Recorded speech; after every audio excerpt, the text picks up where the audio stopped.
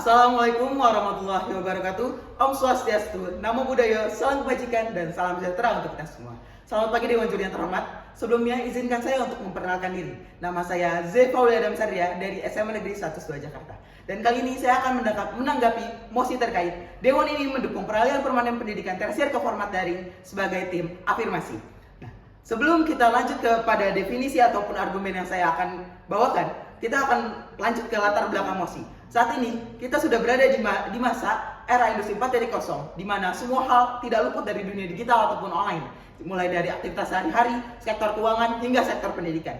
Sehingga dengan adanya pertimbangan akses pemerataan pendidikan dengan masyarakat Indonesia yang saat ini mencapai kurang lebih 282 juta penduduk, Dewan ini memutuskan untuk mendukung peralihan permanen pendidikan tersier ke format daring. Ini merupakan keputusan yang tepat. Maka dari itu, saya menyatakan sepemikiran dengan mosi dalam hal ini. Sebelum lanjut ke argumen saya akan menjelaskan definisi dari mosi tersebut. Yang pertama ada kata peralihan. Dalam mosi ini, kata peralihan merujuk pada perubahan suatu hal ke arah sebaliknya. Dan selanjutnya ada pendidikan tersier. Pendidikan tersier di sini berarti pendidikan setelah masa SMA sederajat atau biasa kita sebut perguruan tinggi negeri.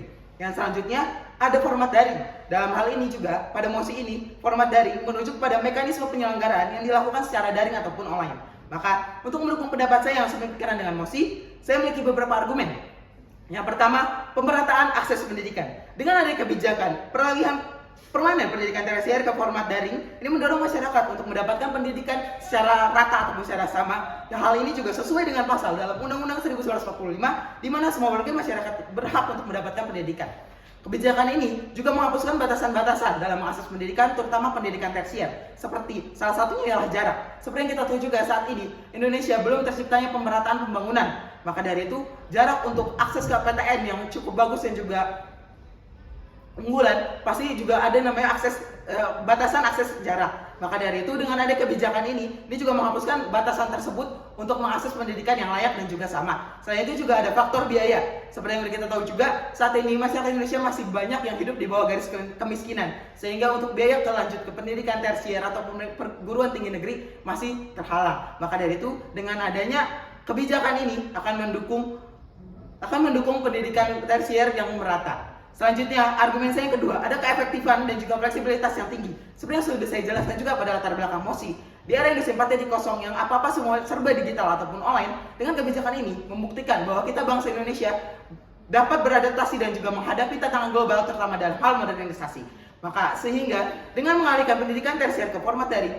dapat menunjang pendidikan tersier atau perguruan tinggi negeri bagi masyarakat dengan keefektifan dan juga fleksibilitas yang tinggi. Contohnya di saat pekerja atau yang saat ini biasa kita sebut sandwich generation sebagai tulang punggung keluarga tetap dapat bisa melanjutkan ke pendidikan tersier sambil dia bekerja. Sehingga dengan adanya hal ini dia tetap dapat bekerja, namun dia juga dapat melanjutkan pendidikan tersier dengan adanya kebijakan ini.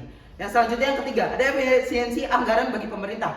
Dengan kebijakan ini tentunya akan mengurangi pengeluaran pemerintah untuk pendidikan tersier, sehingga anggaran tersebut dapat dialokasikan ke hal yang lebih penting dan juga dapat mengefisiensi anggaran pemerintah dan memaksimalkan pembangunan negara.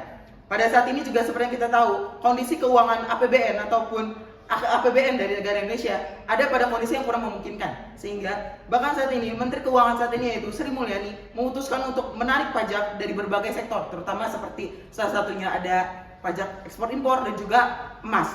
Nah selain itu maka dari itu dengan keputusan ini juga membuktikan bahwa saat ini Indonesia ada dalam APBN yang kurang memungkinkan ataupun kurang menguntungkan, sehingga dengan adanya kebijakan ini juga dapat mengefisiensi anggaran bagi pemerintah. Maka dari itu sekali lagi saya menyatakan sependapat dengan mosi untuk mendukung peralihan permanen pendidikan tersier ke format daring dengan mempertimbangkan pemerataan akses pendidikan, keefektifan fleksibilitas yang tinggi hingga efisiensi anggaran bagi pemerintah.